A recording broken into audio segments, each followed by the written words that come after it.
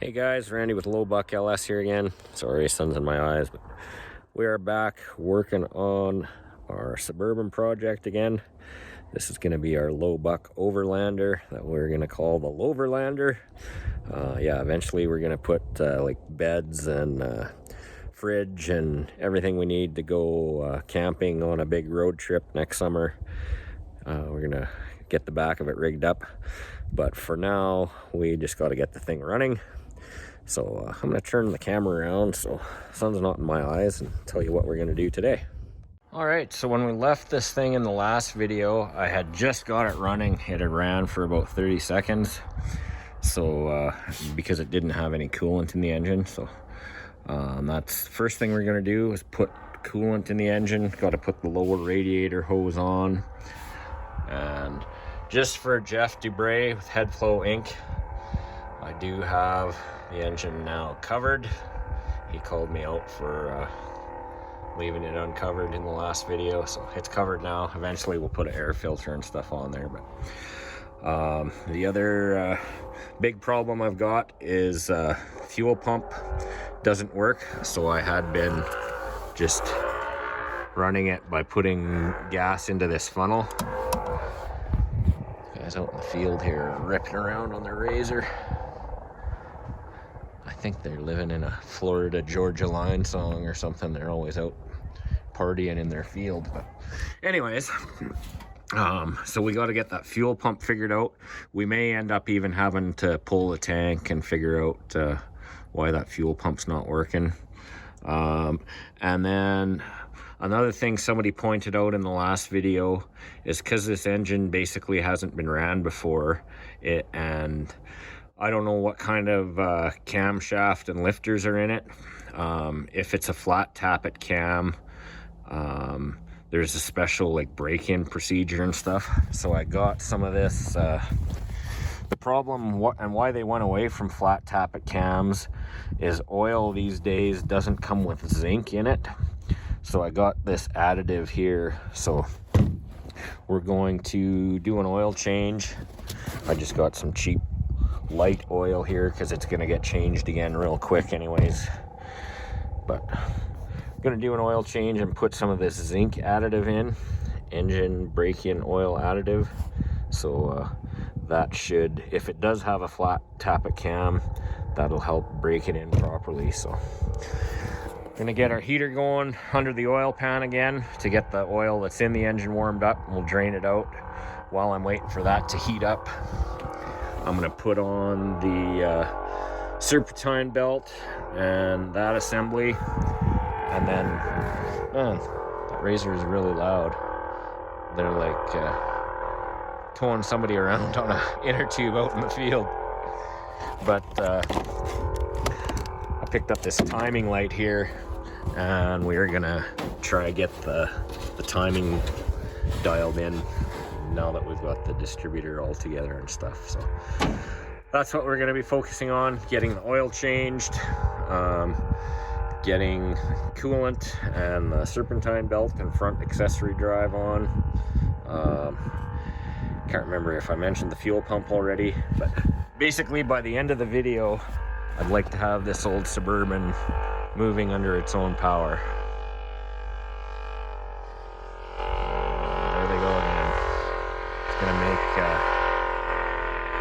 Make for some interesting background noise in this episode.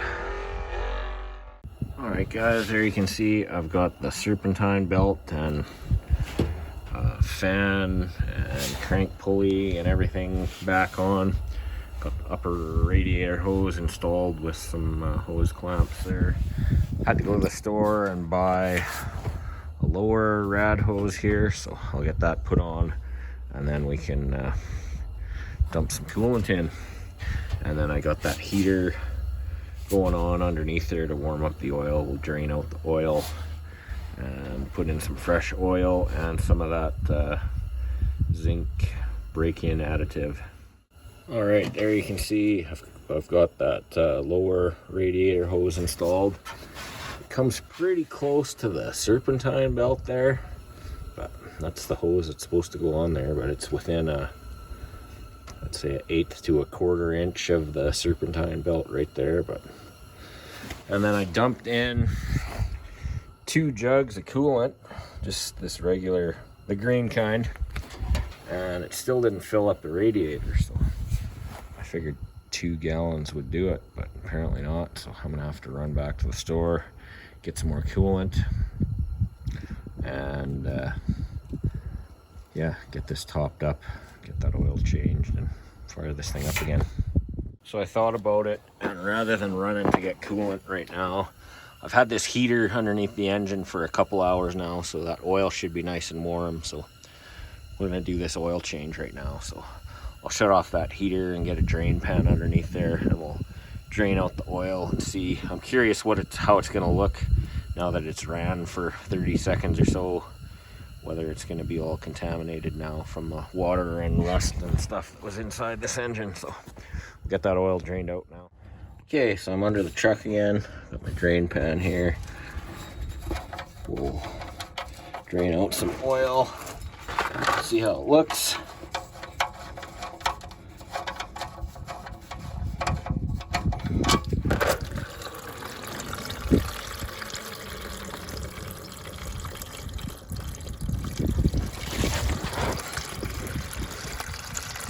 It's nice and warm anyways. It's a little bit contaminated. Doesn't look like normal oil anyways. You can kind of see must be some water mixed in there, but that's why we're changing it out. So we'll let it drain out here. I've got a new filter and stuff as well to put on, so finish letting it drain, and then we'll put in some fresh clean oil and that zinc additive as well. And there is what that oil looks like out on the tailgate. So obviously contaminated, and that's after running for about 30 seconds or whatever you guys saw in the last video. So dump some fresh stuff in there, top up the coolant, and we should be ready to try and run it and set the timing. All right, so I got the drain plug back in, so I'm gonna dump in this bottle of this break-in lube, and again it is Lucas TB Zinc Plus. So dump that in there.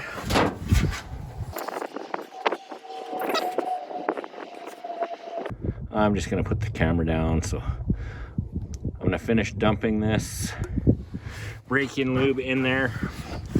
I'll dump in 5 liters of this Castrol 5W20, and like I said earlier, I'm just using a light cheap oil because it's probably going to get changed again in, well, we might run it for a bit longer this time, but judging from the way that oil looked over there, we're going to be changing it fairly quick and often for the first little bit here. So just using some cheap and light oil, just because it's cold out. I want it to be able to circulate well in the engine. So we'll get that dumped in there, get our coolant topped up, and then we can fire this thing up. All right guys, so we got the radiator full of coolant, fresh oil in the engine. I think what we're gonna do now is drop the fuel tank and figure out why that fuel pump isn't picking up fuel out of the fuel tank, and that way we won't have to run it by putting fuel into this little funnel anymore. So at least we'll I don't know if we'll drop the fuel tank the whole way out, but we'll at least lower it down part way and see if we can get at the top of it and see what's going on there. All right guys, that was a battle. We have the fuel tank out, has a whole lot of fuel in it still, so it was a struggle. I used a pail and scissor jack and spool of cable to kind of wrestle it down out of there, but she's out of there now. So I'm going to pull, well, first I'm going to clean all this dirt off so dirt doesn't fall in the fuel tank when I pull that fuel pump and sending unit assembly out of there.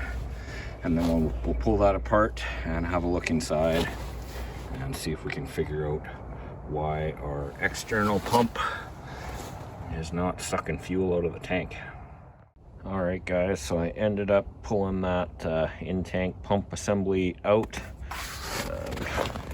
Figured out what the problem is. Here it is on the tailgate, and you can see there's supposed to be a hose that connects. This is the actual electric in-tank fuel pump, and it should be connected by a hose. That's the main 3/8 fuel line that goes to the front of the truck. But this hose, as you can see, it has just turned to mush. Like, that's the what used to be the hose right there. So it is just completely turned to garbage. So I think I'm going to get rid of this in-tank pump and just hang a piece of hose. I'll probably take, this is like a little filter. It'd be nice if I could find a new one of these, but basically what I want to do is just hang a piece of hose from this tube to the bottom of the tank and put some kind of filter on the bottom there, and then our external fuel pump should be able to suck fuel out of the bottom of the tank. So that's why it wasn't priming or sucking fuel. It's because you can see the fuel level was right there. You can see it's kind of stained on the side of this pump, so it was just sucking air above the fuel level in the tank. So that's why that didn't work. All right, guys, for now, just to get things going, I'm gonna leave the filter off the bottom here, and I just cut a 6 or 8 inch chunk of 3/8 fuel hose and put a hose clamp on there, so and put it through this little round where the bottom of the fuel pump used to go through, and that should hold the hose straight, so it's basically sucking from close to the bottom of the tank, same place where the fuel pump was sucking from. And then I'll have to try and find some kind of filter to stick in the bottom of there. All right, guys, so I took the gas tank to work with me today, and at work we've got like big waste oil tanks, so I dumped all the old fuel that's been sitting in this tank for 10 or however many years, emptied it out and washed all the mud and everything off the tank. So now it's empty of fuel and clean from all the dirt. Should be a lot easier to lift back into place. So we're gonna get that tank put back up underneath the Suburban here. So that's what I'll work on now. And here's just a little snapshot of how I'm getting that tank up into place. Again, just using scissor jack on one side, pail and a reel of cable, and some various height blocks of wood just to get her pushed up into place there. All right, guys, so I got the tank back up under the truck. I dumped some fresh fuel in it, and I also figured out that this little lead coming off the fuel pump relay is like a test lead for it. So I got my hose rigged up here, and if I touch this wire to this test lead, we should, and there you can see we got fuel. So our fuel pump is working, we're getting fuel to the carburetor. So in theory, I should be able to hook up that fuel hose there. And of course now I probably flooded it by dumping a bunch of raw fuel down the carburetor, but at least our fuel pump is getting fuel from the tank to the carburetor now. So it should be really close to running on its own. And then once we get it fired up, we'll keep topping up the coolant, and we can bust out our timing light and verify that the timing is correct. All right, guys, so I got my fuel hose hooked up to the carburetor. I've got my electric choke wire rigged up to this fuel pump test terminal. So now whenever the key is on, that fuel pump will run. I'm not going to leave it like that long term because there's some safety features. I think it's supposed to get like a pulse signal from the distributor to turn on the fuel pump, and then there's also an oil pressure switch. So I'm going to want to have all that functional, but for now, just for testing, as long as the key is on, the fuel pump will be running.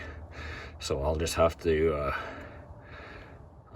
fix that in the future. But for now, she should be getting fuel to the carb. So let's see if it'll start.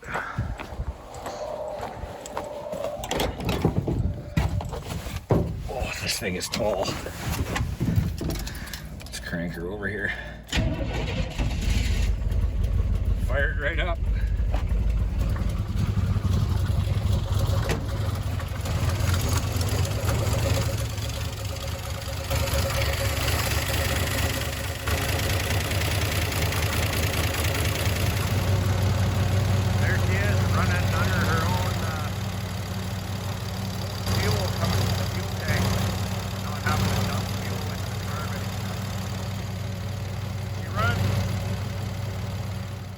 Alright guys, I think we're finally ready to see if this old Suburban can move under its own power.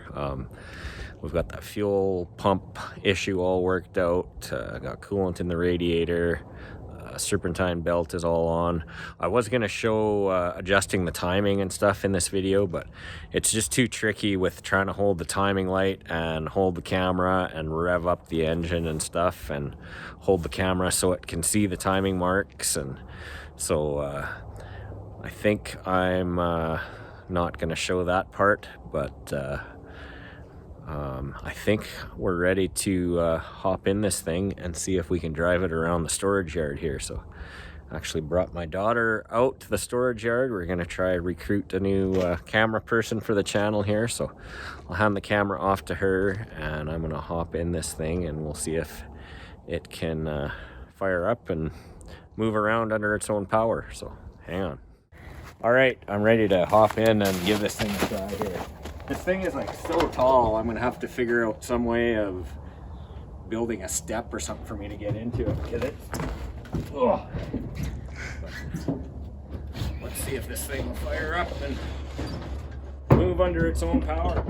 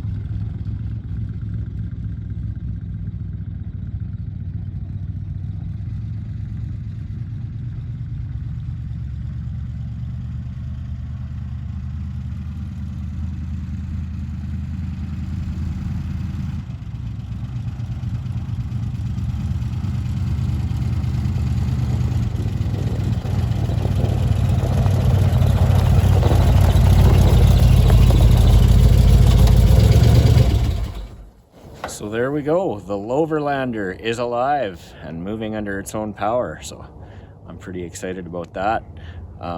Still needs some work. I don't trust that carburetor, so I've actually got a new carburetor to put on it.